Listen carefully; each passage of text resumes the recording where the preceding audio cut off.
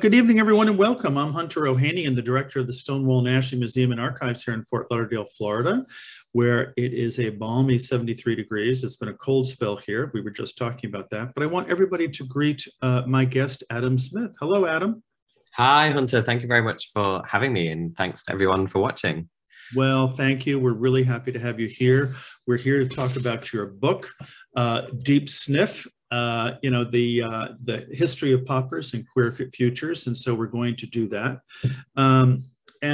But before we get started, let me just tell everybody a little bit about Stonewall. Stonewall's been around for 47 years. We're located in Fort Lauderdale, Florida. We have one of the, I'm told we have the largest LGBTQ library in the world, which means that it's probably the largest one in the solar system, if not in the universe. There are 28,000 volumes in the book. In the library, all organized under the Library of Congress system. And I'm very happy to say that Deep Sniff, everybody can see the little labels right there. I have the library book here, and that's in the library. And then in addition, we have an archive. And in our archive, we started that about 20 years ago. There are 2,700 linear feet of materials of LGBTQ history going back to about 1950, maybe 1947 to the present day. I didn't know what 2,700 feet looked like in the beginning, so it was explained to me that would be all the way up one side of the Empire State Building and all the way down the other. It's a total of 6 million individual pages of LGBTQ history. In the United States, it's one of the largest LGBTQ archives. And of course, we're open and researchers come here to do research. Researchers like Adam would come here to do research about queer culture in the United States, the broadest spectrum of it. We do have some international holdings. I think we actually have serials and publications from about 50 different countries throughout the world, which have been donated to us. But clearly that's not our strength. Our strength is in the American and the US gay culture. And as I've said many times, for me, it's really about gay culture is about American culture. This is contemporary culture of the 20th and 21st century is what we're representing. And whether it's about discrimination or rights or medicine or health or interpersonal relationships, all of that is entwined in the materials that we have. And so it's a wonderful resource. And so if you are in South Florida, if you find yourself there, please come and visit us. And Adam, I hope you come and make it over here. Adam, have you ever been to Florida? I have been to Florida, but only Orlando. Obviously, it's the standard place where people, if they visit Florida once, that's where they've been probably. Yeah, did you go to Walt Disney World? I did, because I was visiting a friend of mine who actually I grew up with in my hometown in the north of England, and now she got a job in Walt Disneyland. So she's been living and working there for a long time now. So I went to visit her and we got in free. Yeah. Wonderful.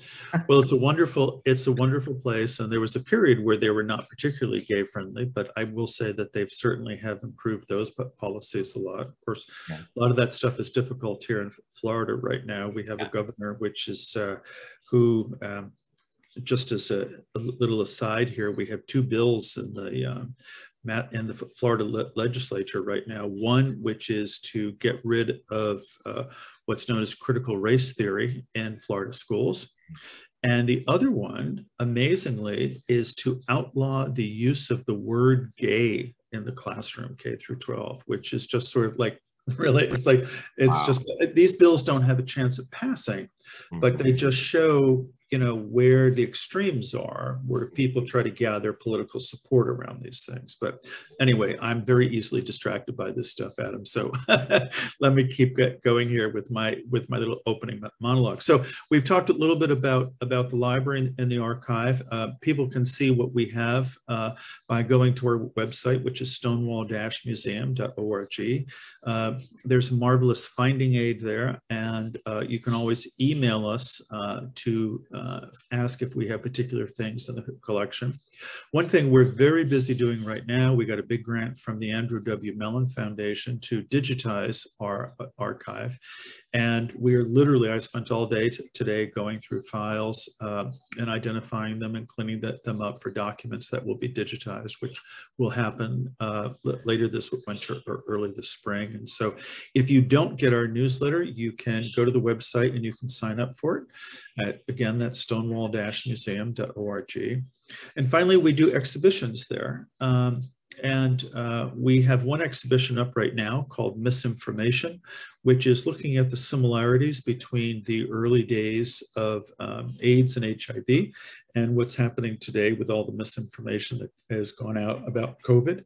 And so people have responded to that a great deal. We just closed a show called Don't Ask, Do Tell, which is about the 250-year relationship between the US military and the LGBTQ community, and that was very popular.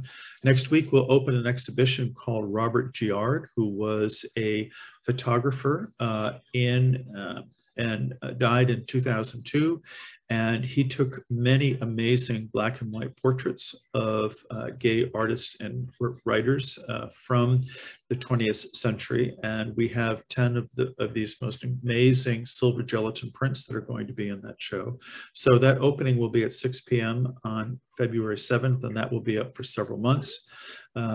So please feel free to stop by if you are here. Finally, I want to thank our friends at the R Fund Foundation. They are an LGBTQ community foundation based here in Fort Lauderdale, and they're the ones who provide support for this program. All of these programs are archived on our website, and so you can see any of the talks there. I want to do a shout out to our friends on Facebook. We get a lot of people follow the programs there.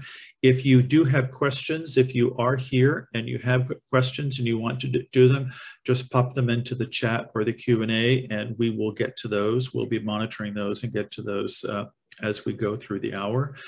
We really do get to everyone's questions, so feel free to just put that in there. So I think that that's all the business I have to do here in the beginning. So Adam, we're finding you in Great Britain right now. You are in London? Yes, that's right. So it's coming up to midnight where I am.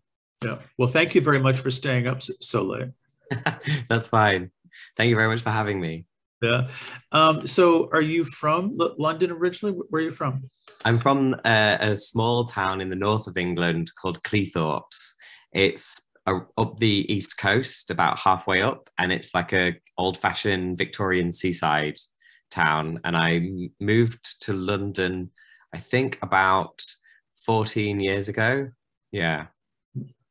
And tell me a little bit about your schooling. Your website, adamzmith.com, has got a lot of information on there, and people, I believe it's adamzmith.com. Yes. Okay. I just, what are you going to do with a name like Smith? And, I just turned it into a Z, and then it's it's fun to say. And it's more memorable. So you've made films and you've written, you've made art, and of course you are a writer and a historian as well. Where did you go to school? I went to, I did, for my undergraduate degree, I did English and Media and Cultural Studies at Nottingham Trent University in Nottingham, which is quite a like a medium-sized city in the middle of England with 2 universities in it. And one of them is more prestigious than the other, and I went to the less prestigious one. And then a few years later, I went to a different school when I was working as a journalist in London, and I wanted to get some more skills. So I actually did a journalism master's degree at City University in London. Nice, nice. And so on the personal side, when do you think you came out? Well, I think I was 29. I was 29 years old, and I'm 37 now. And so it took me a long time after I knew that I was gay or queer, because well, you know, who's to know why we take the path that we take about these things. But it was definitely something that was very much a part of my life, but it was very much like a private part of myself. And I wasn't seeing anyone. I wasn't having sex. I was only having sex with myself. And I was basically really good at that, I think. And it's not that that was completely fulfilling, but I was really good at that. And I was always making sure that I like explored that and and explored that as much as I could.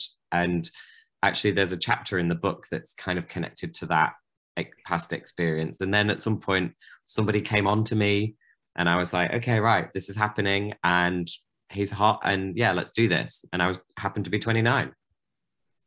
And that's wonderful. It's wonderful how you actually came out in that way, and that happened. For those of you who have not seen the book, Deep Sniff, sorry, I keep saying Smith, is, you know, almost 200 pages with footnotes. It's a well-researched and incredibly written history book.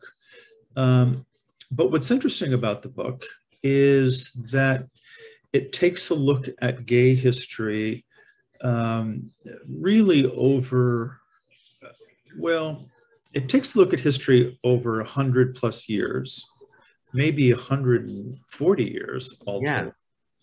And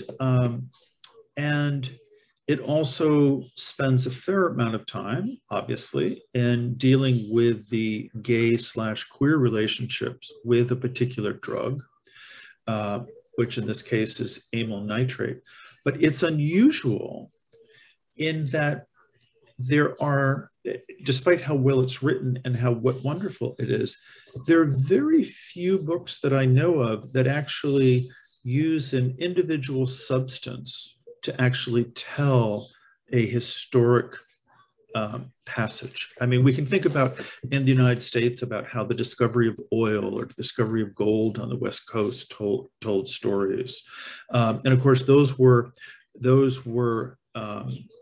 minerals and materials that were found in the earth. And of course, this is a man-made substance that we're talking about. But it is a very rare opportunity to use a chemical substance to tell a historic part of cultural history. We certainly learn about the history of the substance itself, but in a funny way, that's almost secondary to the historic piece that you're trying to tell here. How did you land on that?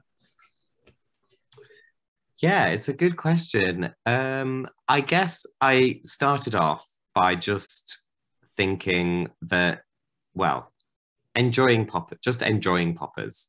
It was a part of my life, and I knew still do know lots of people that use poppers in sex. And it was just interesting to me that so many people that I know, it's a part of their sex life or their nightlife, and yet no one really knew very much about poppers, like what it was, where it came from, how it has managed to be almost ubiquitous within like gay culture, but actually fly under the radar of mainstream culture.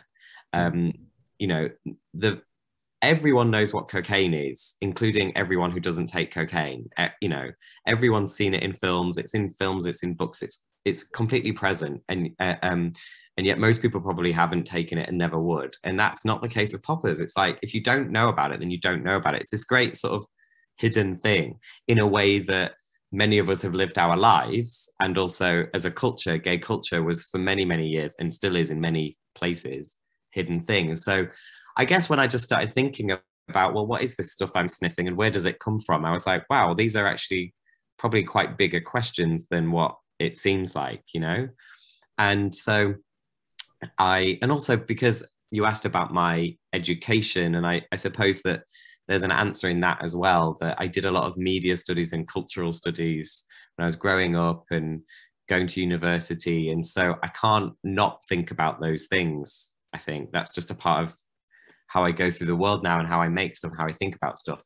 And like, it's to think about the bigger picture of all of those things. And so it really came about in a, you know, in a concrete way 2 years ago, when some of the people that I work with in a collective of queer people that organise a film and arts festival that happens in London every November. It's called Fringe Queer Film and Arts Fest. And there's a bunch of us that organise it. It's films, it's art, it's performances. And a bunch of them said, like, well, what do you want to do for the festival this year, Adam? And I said, well, I just feel like I want a reason to research and write a talk and give a talk about poppers and about the history. And we don't usually do that kind of thing at the festival, a talk. And yet they were just like, yeah, okay, that sounds like a good idea. Why don't you do that?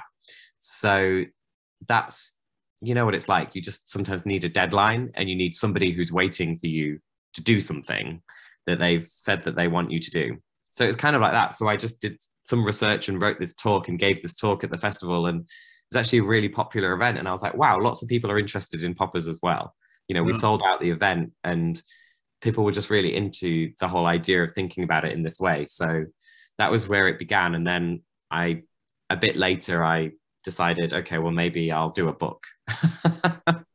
Well, but that's a great story. And of course, you know, I don't want to miss the point that there was also, your familiarity with this was not purely academic or abstract, in the sense that it was something that was part of your life as well, too.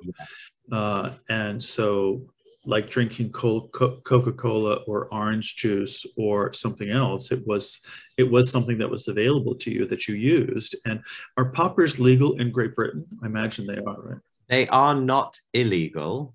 They're in they're in a similar sort of like gray zone as they are in the US. Yeah. It's actually quite remarkable how similar the legal situation is, and it's quite distinct from lots of other places. So there are certain substances that you cannot sell. In the UK, it's amyl nitrite, and in the US, I think butyl nitrite. You can't sell, but other substances which we call poppers, but they're not sold as such, that you can sell them, but you have to make it clear that they're not for human consumption. Right. And so that's why years ago the manufacturers called them VHS head cleaner or leather cleaner, that kind of thing, or boot cleaner. And room odorizers. Room odorizers, aromas, all of these euphemisms. That's a way for the manufacturer to have plausible deniability. Right. If the state came to them and said, what is this stuff that you're making? And or to the shop owners, like, what is this stuff that you're selling? Oh, well, it's aromas, and it says that on the bottle, and people come in and they buy that. So that's the situation, that you can get it in a sex shop. Some like convenience stores, like a bodega type store, sell it here in big cities, and then obviously now a lot of people buy them online. Yeah. Well, so let's sort of dive into the book a little bit, and there are kind of two time periods that I'd like to start with. First one is like where the substance actually came from. And of course, it was like many 19th century inventions. It was meant as a cure at some point that somebody got together. And I think you have a passage from the book to speak about that. And then the other piece I kind of want to talk about is as in the early years of the time of gay enlightenment post Stonewall, how it actually began to become a gay thing. But let's start with the 19th century stuff and what we're actually talking about here. So I'll read a bit of a passage about a remarkable doctor who was working in Edinburgh, and I'll show you a little picture because he's really quite hot. If you can see the picture there. Yep. So that's Thomas Lauder Brunton, and he was a young medical student, just where you're kind of transitioning from being a student to practicing as a doctor, and he was treating people with angina, and he had known that there was he had known some of the one of the problems with angina is your heart isn't getting enough blood because your blood vessels are too constricted.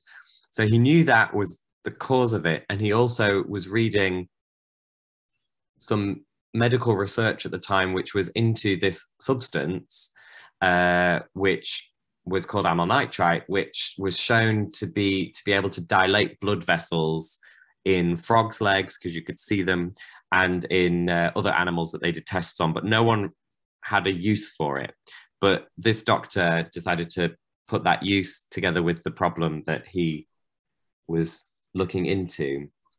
So in the winter of 1866, while a medical student at Edinburgh Royal Infirmary, Thomas Lauder Brunton met a patient called William H.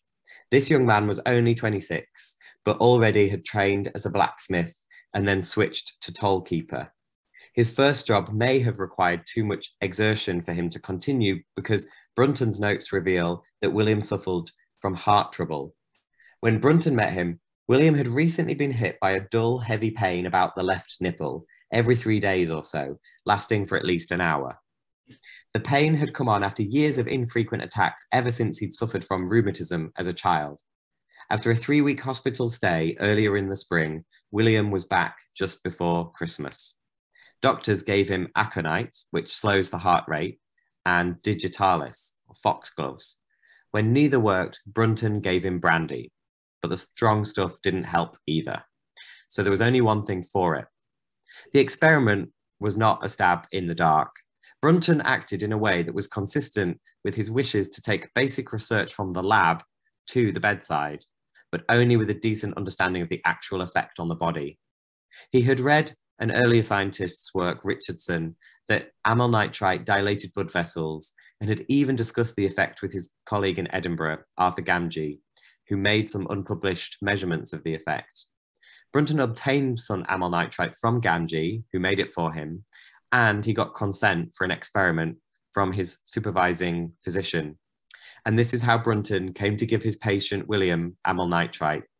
On March the 12th, 1867, Brunton observed, and these are notes from his medical journals, the pain came on as usual at 3 a.m. A few drops of nitrite of amyl were put on a towel and inhaled by the patient. The primary effect noticed was a suffusion of the face, and the patient felt a glow over his face and chest. The pain disappeared almost simultaneously with the occurrence of these phenomena, but returned in 3 minutes. He then inhaled 5 drops more. The pain disappeared again and didn't return. The relief didn't solve the underlying problem, but it certainly eased the pain. The doctor seemed to flip-flop between making William sniff amyl nitrite and giving him a couple of fingers of brandy. But for sure, the amyl nitrite worked. Brunton wrote that the pain came on night after night and always disappeared when William inhaled the vapor rising from a towel soaked in amyl nitrite. Within a month, they had found a new method of inhalation, one that poppers pigs today might recognize.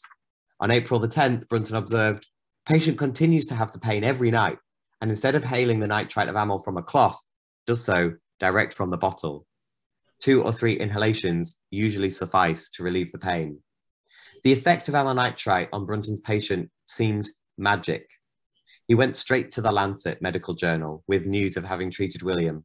His paper on the use of amyl nitrite in angina pectoris was published in 1867. So is there any evidence at that time that there was any connection between Williams taking amyl nitrate and any kind of sexual satisfaction? No, and it's really interesting when you read in the notes of not just Brunton, but other researchers that were using it at the time, they all mention the effects on the human body, except for horniness or like getting ready to have sex. They all talk about suffusion of the face, feeling flushed, things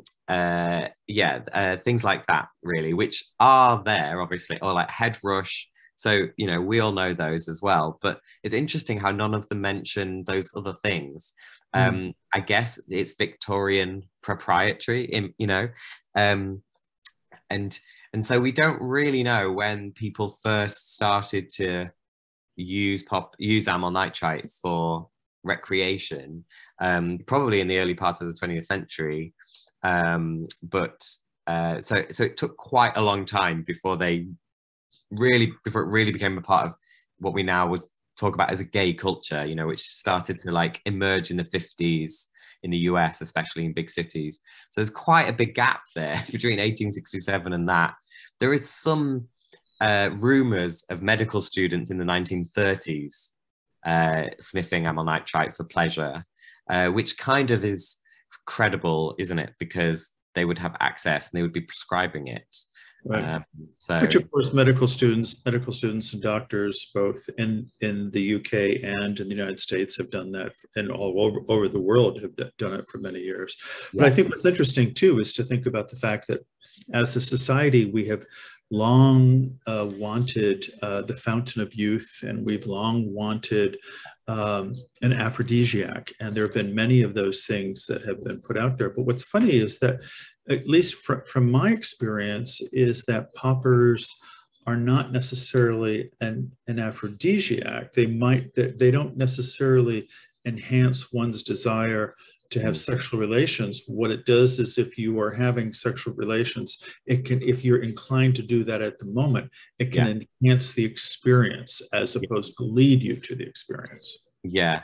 I mean, I think it's interesting. It's one of those drugs where different people do have different experiences of it, right?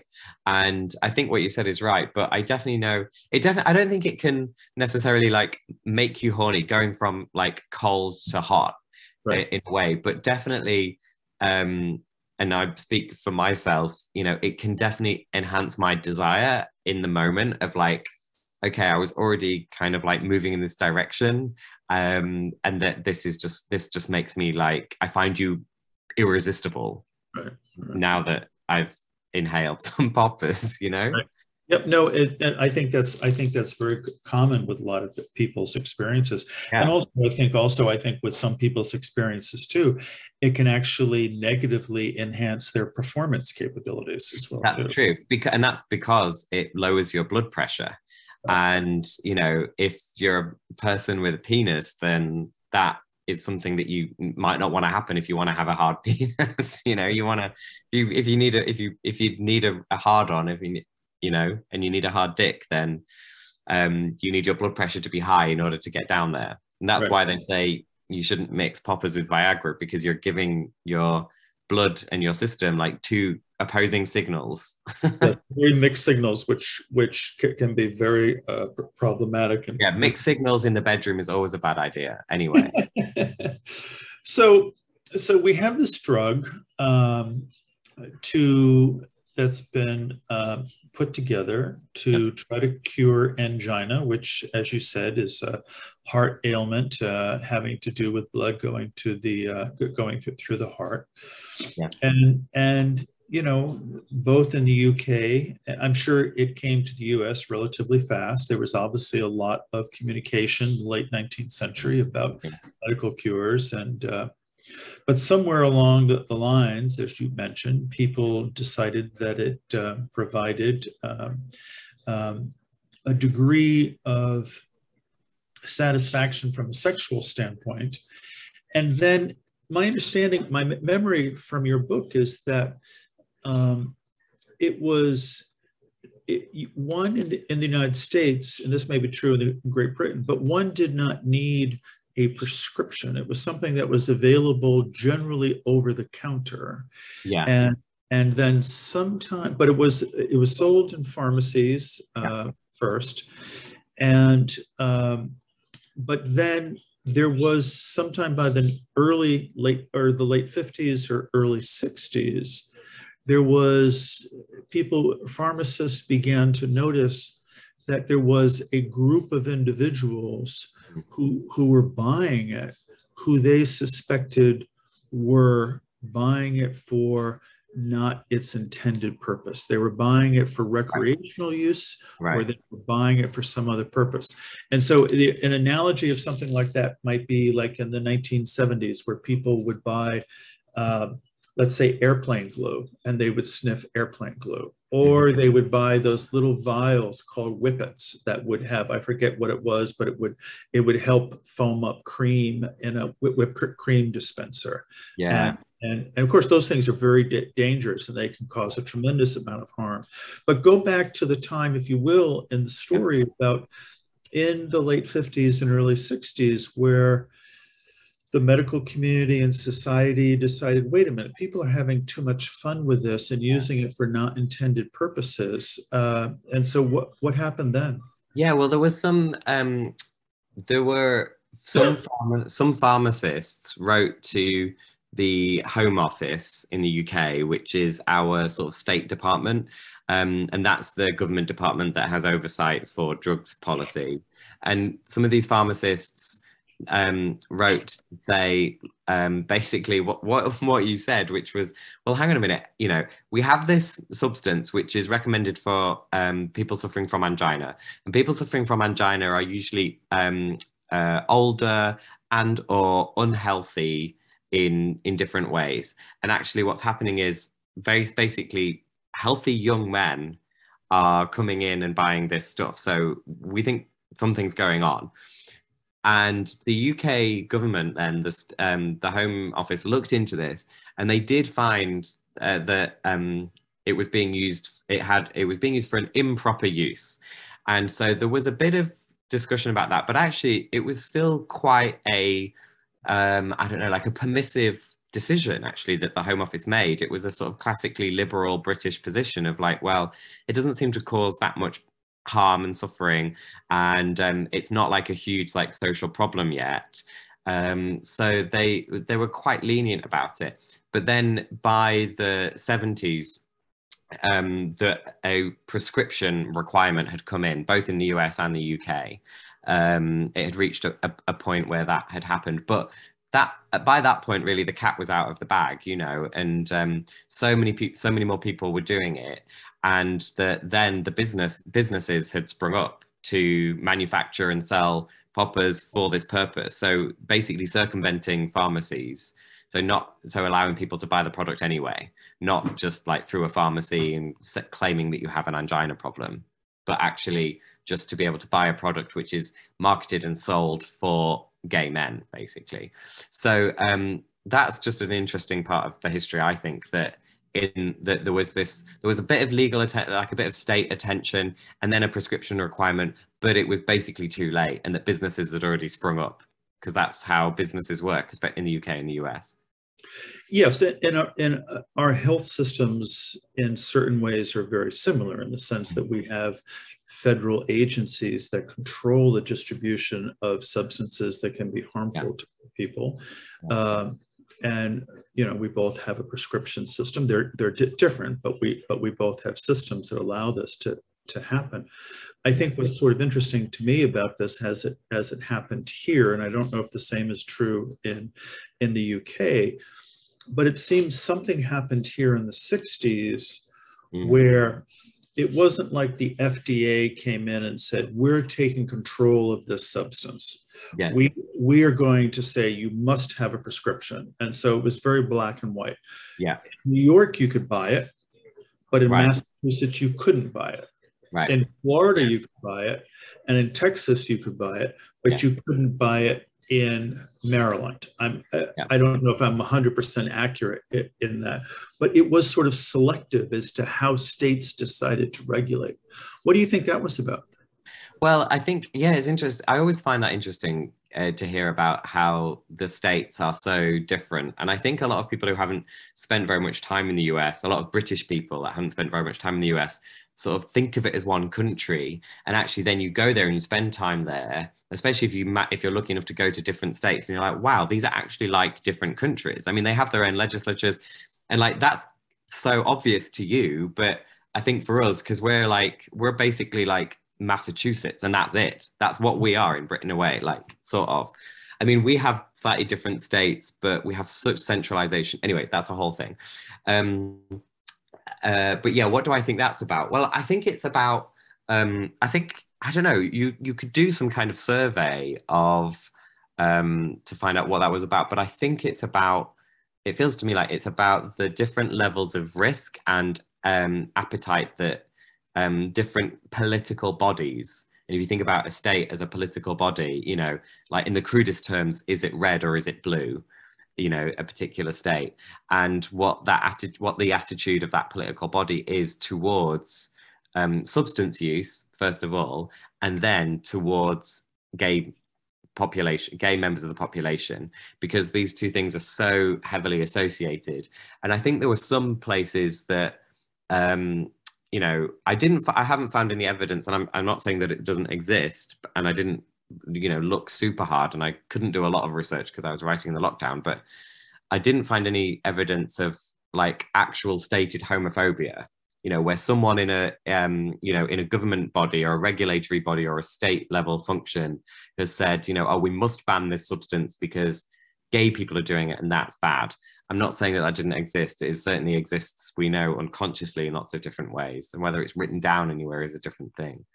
Yeah, and also the inverse of that, of course, is that, oh, the gays are using it, and so it's not a good drug. It's not a good thing for them. Let's let the gays use it because, because they're deviants anyway. And so there's that side of it. It's funny when you talk about, the differences in the different states and how different states can look at it. All one has to do in 2022 is look at the fact that certain states have mask mandates around COVID, vaccine mandates, and we happen to be in a state in which we have a governor who doesn't want to do those kind of things, doesn't want to put those things in place. And so in many ways, it's very comparable to that as well.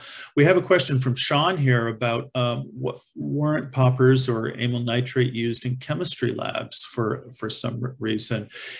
Sean remembers that in the late 1960s in the United States on college campuses, college students, both gay and straight, closeted or open, would steal it from a chemical lab. So he's looking for whether or not he thinks that's a good memory, or whether or not there's anything to prove that.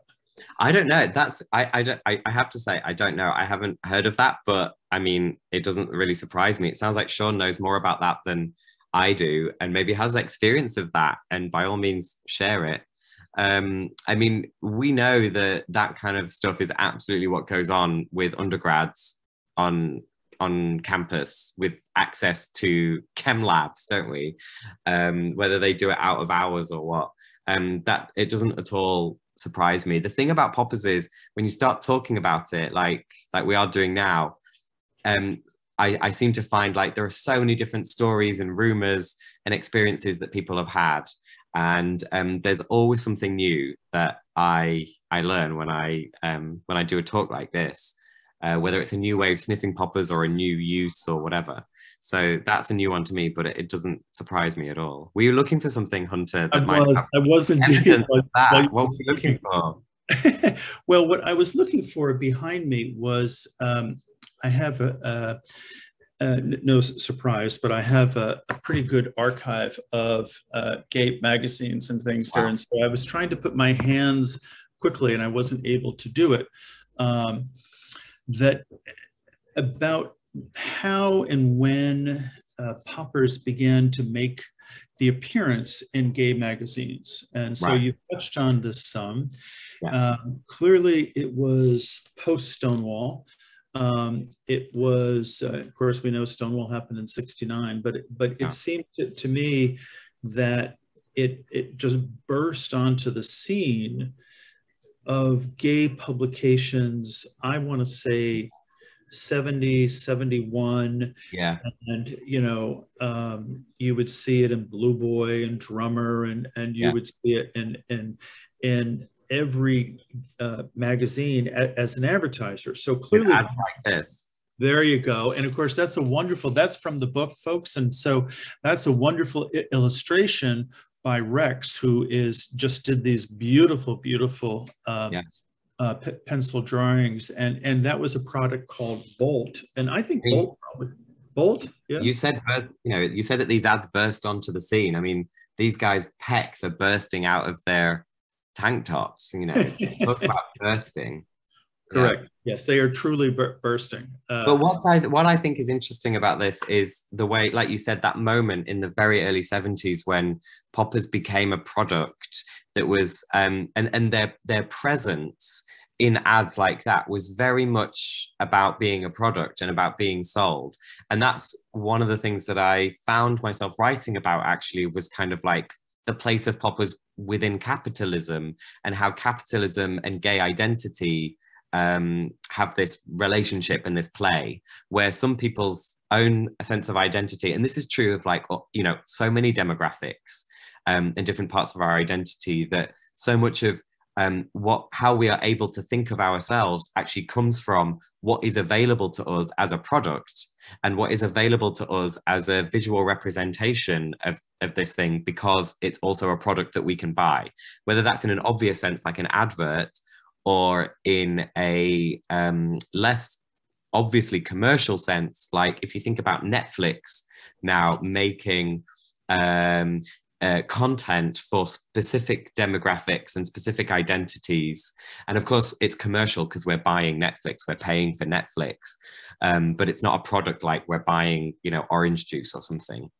But it's very much about, a lot of people watch Netflix shows that they feel like, oh, well, this is a show for me, this is affirming me, I see myself in these shows. And it's always interesting to think about, okay, well, how much are you seeing yourself in that, and how much are you seeing a dream of yourself that you want to be, in a way that those adverts, and this is obviously how advertising always works, creating a dream of yourself that you want to be. And that's what I think those kinds of pictures do really well, because, you know, like, I mean, I'm never going to achieve this, but you know, maybe there's a part of me, of my gay, like inner gay id, that is like, well, I do want to look like that, or I want to be fucked by that, maybe. Right. And isn't that the same thing? Yes, of course, and absolutely, and there's such a big connection between those two things. But I think your point is very well taken. That, and again, with gay history, we always have to remember that so much of it that we get through places like Stonewall and other archives, what we get are through privately owned commercial enterprises. So these magazines were laying down news and activities as a secondary or tertiary function to their principal function, which was selling copies of a newspaper, or in most cases a magazine. That was the number one. And so their advertisers were only going to stay if their number of readers increased, and the number of readers would increase only if they gave them what they wanted. And so what's interesting is that there was this period in the 70s, again, in thinking about certain serials, you know, Honcho, Drummer, any of these things, that they were selling male bodies, and they were also selling poppers, and they were selling classifieds, you know, so it was bodies, it was connection, and it was some way of enjoying that connection a little bit more. And well, so I mean, I have a tiny reading about that if you want, about Drummer, because you mentioned Drummer, and you know, there's a tiny reading here. If I just choose the right, poppers manufacturers relied on the popularity of butch imagery from Tom of Finland and similar artists, and porn, actually, to advertise something as ephemeral as vapor, because that's really the product. It's the vapor that you want from poppers. It's remarkable how the advertising created a product, that product being the butch man who gays wanted to be, to possess, to fuck. The magazine Drummer, aimed at men who liked to wear leather, championed what the editor-in-chief Jack Fritcher called homomasculinity. By 78, the two most common words used by readers in their personal ads in Drummer searching for a lover were masculine and masculinity. I don't know what these words mean exactly, but the users of gay dating apps who use them today as desirable characteristics must have some grip on what they mean. Leathermen were very much a subculture within gay life in the US and the UK at this point, a big subculture. They drew on ideas of working class men from the straight world, breaking rank with the attempts of more academic or hippie types in New York to eliminate gender expectations and create an altogether different way of being a gay man. Fritcher says in his book, homomasculine identity was the key ingredient to Drummer's success, because no one had anticipated or affirmed the unexpected news that masculine identified gay men had to come out of the closet just like all other gay identities.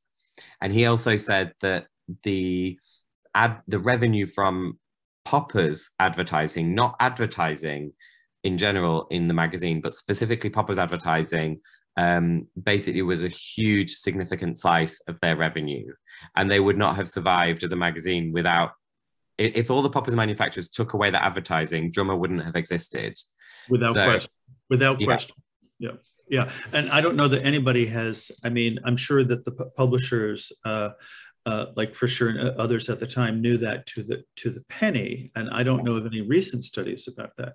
But it's no question that, you know, in comparison at the time, Ladies' Home Journal or Life magazine or Look magazine couldn't have existed without, you know, Betty Crocker or Foods or because that was the staple of they were appealing to. And so they were appealing to the female American homemaker. They needed those advertisers. The gay magazines needed that, or like Drummer and some of those needed that. You touched on a point which is slightly divergent, but we've talked a little bit about why poppers were popular in the gay world, although I'm still not sure either one of us have answered it, but we understand that it's there. But then there's also the idea out there, which you raised in the book and others have raised as well too, which is the fact that through taking poppers, there were additional sexual activities that individuals would explore, or they would only explore them. And I'm thinking now about fisting or anal penetration or those kind of things, that it was almost necessary for somebody to be doing poppers. And so talk a little bit about that. Talk a little bit about what we know factually about that. Yeah, well, I mean, for sure, the thing about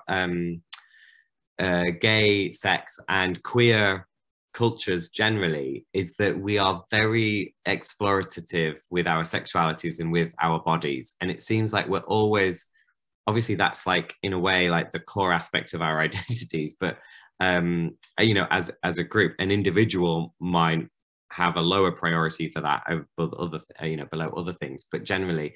And I just find that to be a really, really interesting thing. And that's kind of like, that's one of the reasons why I feel at home in this community, is because that has always been me, even if I wasn't doing it with anybody for a long time. Like, you know, as a teenager, I was really explorative with myself and also objects and things.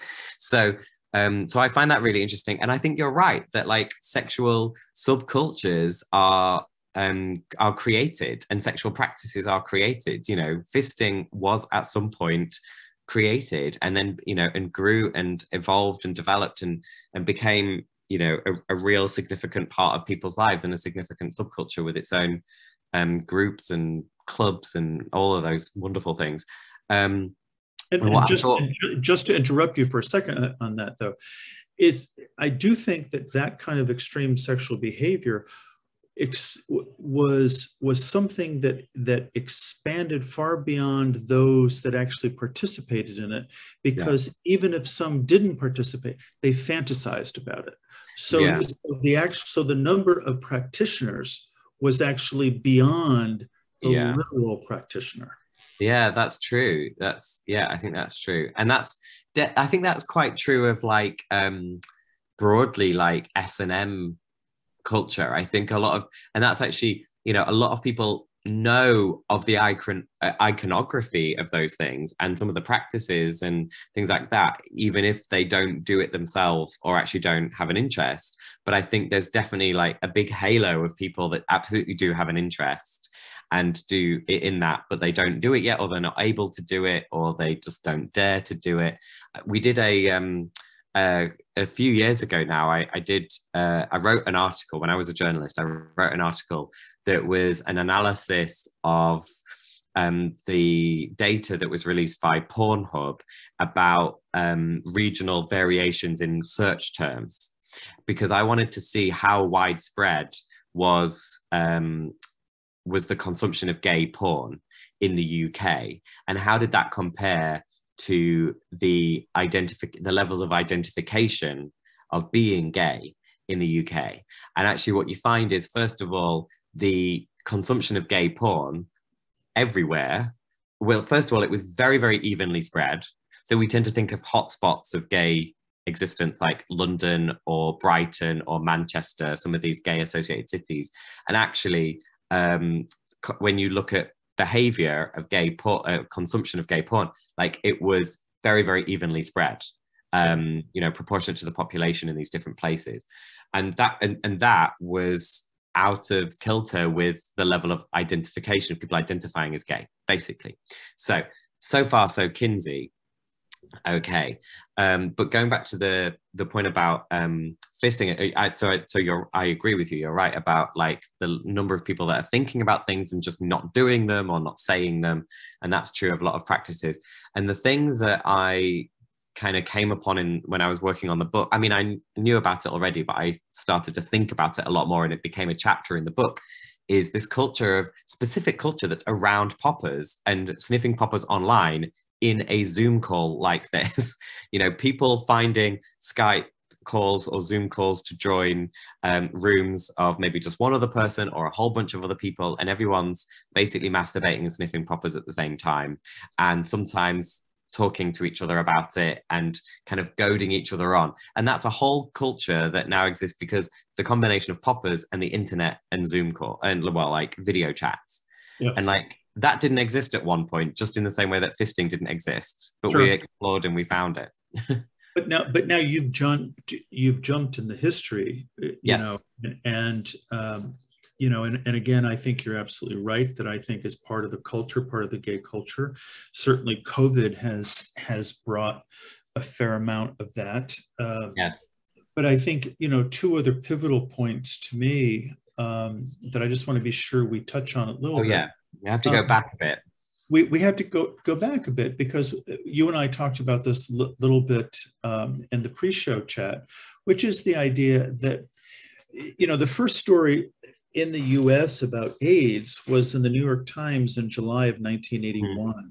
And we were talking about the idea that initial scientific research was, because the number of people who were coming down with this mysterious disease or KS, that one of the unifying factors or one of the common denominators where they had used poppers for a lot of the reasons that you and I have just been talking about. Yeah.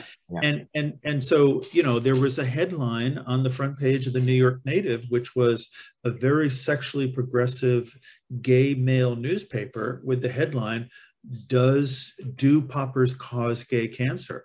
That was very much a concern through most of the 80s, that even though it's just like saying, if you live in a city where the baseball team is in the World Series and there happens to be a higher incidence of breast cancer, does having a World Series in your city cause breast cancer? Of course not. There's no relationship between poppers and cancer, but it was one of the underlying things, and so that caused a tremendous amount of fear. It caused a lot of fear in the gay community. Yeah, and that was one of the things that I really learned when I was doing the book. You know, that was the way that the connection was made. There was just something that I hadn't heard of, and I have, you know, I'm 37, so I don't remember those really early years of AIDS. I kind of came of age in the late 90s and around the turn of the millennium as a sort of teenager. So it was still very present, and it was something to be scared about, but it was obviously different from the experience of the very early years. And however, so that said, like I had still, because of all the work that I've done, I knew, you know, I knew a fair amount about the story of HIV and AIDS and our community and how the community responded and how politicians did not respond and all of these things. And yet I did not know this story about poppers, which is another example of how poppers have like flown under the radar. So as a writer who was writing a book about history and recent history, it's the kind of thing where you're like, in a way, like you're really pleased to discover this thing, this part of a story where that story has been told lots and lots of times in lots of different ways, but the thing that you are looking at has not really emerged within that story yet and is not really well known. So it gives you the chance to place the story that you're telling within this bigger narrative, which many people are more familiar with. And that was what was really interesting to me about finding those early scientific papers where scientists that were you know, quite honestly and virtuously looking into what possible correlations and causations are going on here. We don't know what this is. Well, let's just look at let's look at the people who are suffering from this and look at their lives and see what's going on for them. And oh yes, look, a lot of them are having this particular kind of sex, and a lot of them are using this particular substance. And so reading those papers from those scientists, you know, from 81, 82, 83, and seeing that was like, wow, okay, they actually could see that correlation, and it makes sense, doesn't it? The scientists were not really jumping to conclusions. It was the press, and then, like as you quoted, Hunter, and then also campaigners that saw that correlation and said, right, everyone, we need to stop sniffing poppers. And so campaigners took that, some campaigners within the gay community took that up. And so kind of learning that had happened within this bigger narrative that I've seen in like whatever, Angels in America or countless books, you know, or movies or whatever. And then seeing that thread within that, which I don't know, collectively, many people have forgotten about. I was like, okay, wow, that's really interesting. And that's got to be a chapter. Yeah. And of course, and you did a great job with it. And then to go again, just trying to move the story along here a bit, you know, another 10 years. So now we get into the 90s and the early aughts where now people are somewhat afraid, and this might be part of the experience that you had, whether it was about coming out or even older men. I mean, there's some older men who will argue that gay porn saved their lives. Right. Having sex with themselves through porn and not having sex with somebody else. Yeah. It saved their lives because they weren't putting themselves at risk. Yeah. And then they had the ability to enhance the experience by using poppers. So as you say, having sex with yourself and then having poppers, it created a whole other thing, which was happening individually. It was happening back in the 1990s with all of the those phone things like 1-800 call, phone sex things, 1-800 call. You know, there was a lot of poppers going on those things as well. There was no touching happening, there was no connecting happening. But people were, that was sort of the first wave of what you're talking about with some of these chat rooms. But it was a safe way for people to have sex. Yes. Yeah. And yeah, I mean, you can't keep us down, really. You know, we're horny. We'll do it one way or another. And I think that's great. And, you know, people are innovative, especially around sex. You know, there's that whole thing of like VHS as a technology was invented because of porn and stuff. And like, you know, we're very inventive around sex. And and I think that's a great part of this, in a way. Like, it's a great thing that can come out of such an awful tragedy, such a terrible thing that happened, that actually people will still find a way of enjoying themselves and even connecting, like you say, you know, over the phone, or those groups where guys would meet but not actually touch each other, but they would meet together and like jerk off together separately, and all those other ways of connecting. And that's exactly what we've seen now, as I mentioned earlier, with online. You know, there are forums and websites even, and social networking sites specifically set up for popper baiters, you know, people to masturbate and sniff poppers together. And it's a whole new way that people are connecting. That was the word I had not heard before. A popper baiter was an interesting word. We only have a minute or two left. And so what do you think about, my last question is, so again, you're not going to know the general answer to it, but I'd just love to get your sense. So are young queer people in their 20s and 30s, or are they buying and using poppers both on the dance floor and sexually? Yeah, it seems to be. I mean, so obviously, like I can only speak anecdotally, and from what I see when I look online and read stuff online and go into like communities online. But I mean, in the US and the UK, it absolutely seems to be the case. And if anything, I feel like in the past 5 years, it's really grown quite a lot more. And what I noticed just before the pandemic, going out, and I go out, you know, to nightclubs and specifically gay nights and queer techno nights quite a lot. And I had noticed before the pandemic that more and more people, I saw more and more poppers like in those spaces, and which was interesting to me because it was something that happened in the 70s. You know, in discos, basically, that poppers became a part of the dance floor, and also into the 80s.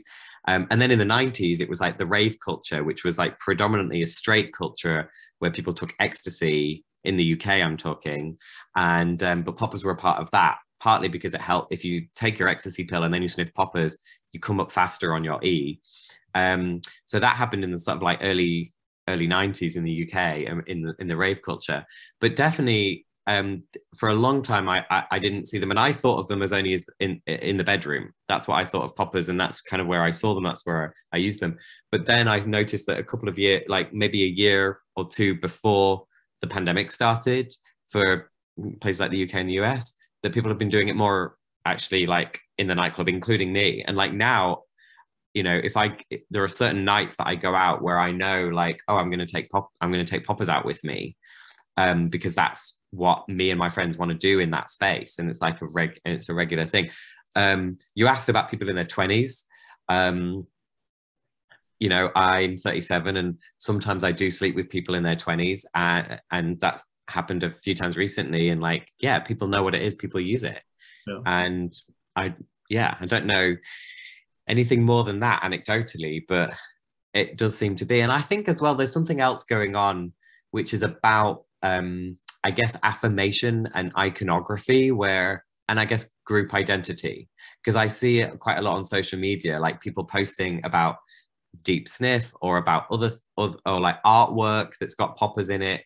And I do see quite a lot of people sharing that content and kind of like proudly affirming in a jokey, cheeky way, like, you know, I'll pop, you know, poppers. And so, yeah, it's the vapor that never really dissipates. Yeah, no, I think that's absolutely right. And I think, you know, our time is up, but, you know, you just touched on one thing, and just want people to remember too, that we did speak a lot about poppers in the bedroom, but at least in the gay community, to my knowledge and memory, it was very much a drug that was used on the dance floor. So it would have been very rare to go to a disco or nightclub in the 70s or 80s and not smell it on the dance floor, or even strangers just, you know, have their thumb on the bottle and just hand it to you for you to be able to have it, to experience that. And that was a very common experience. But anyway, Adam, this has been a delightful conversation. This is an important part of gay history. And I appreciate the work that you've done on this project. The book, again, is Deep Sniff. I keep on saying it wrong, Sniff. And you can get this at your local independent bookstore, or certainly come to the library to get a copy of it here. Adam, I hope you get a chance to come to Florida. Please come to Stonewall. I would love to show you around. You have plenty of things that you could look at. Oh my gosh, it sounds like I could spend a year looking at your 2,700 feet of material. I'd love it. Yeah, and so it's great. And so for all of you, thank you very much. Give us about 72 hours, and this will get posted on our website at stonewall-museum.org. Sign up for our newsletter, comes out every Tuesday. We don't ask for money very often, and we will tell you lots of good things. I think next week we're going to have Sarah Schulman on. We have Alan Eisenwald coming. We have a lot of gay writers who are coming.